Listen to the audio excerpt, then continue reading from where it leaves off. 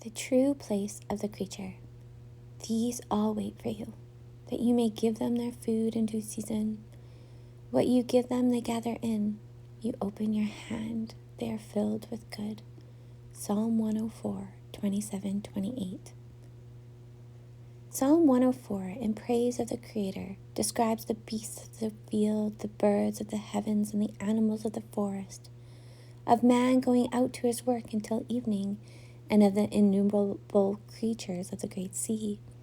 Then it sums up the relationship of all creation to its Creator, its continuous and universal dependence upon Him, with this profound declaration: these all wait for you.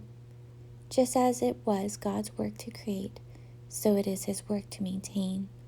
Just as the creature could not create itself, so it cannot provide for itself. The whole of creation is ruled by one unalterable law. It waits on God.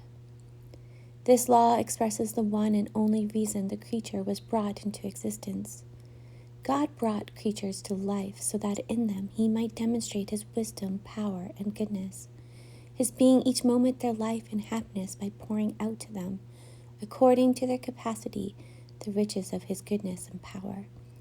It is the very place and nature of God to be the continuous supplier of the creature's every need.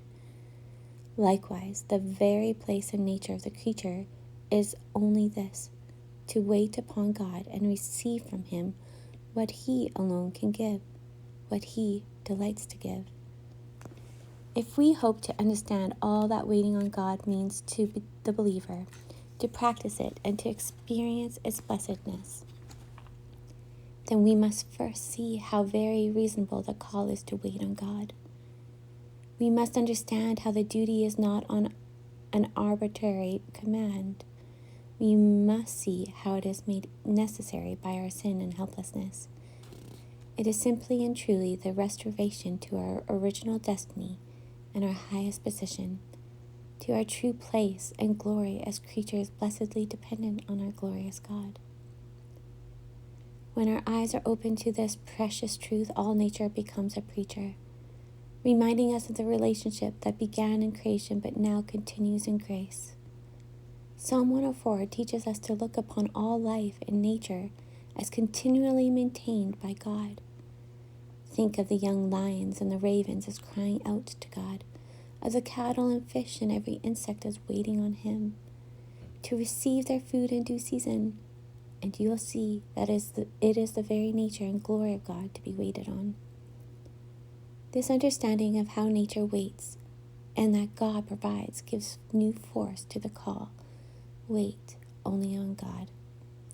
This waiting on God is the very necessity of our being. These all wait for you that you may give. It is God who gives all.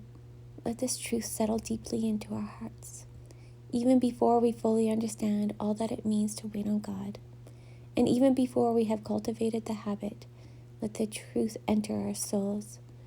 Waiting on God in unceasing and complete dependence on Him is the only true religion in heaven and on earth. Waiting is the one unalterable and comprehensive expression of true relationship to the ever-blessed One in whom we live.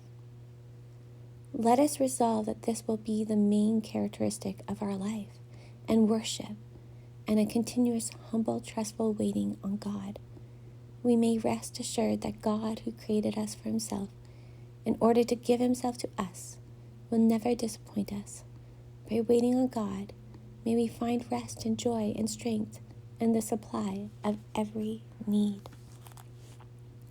My soul, wait only on God.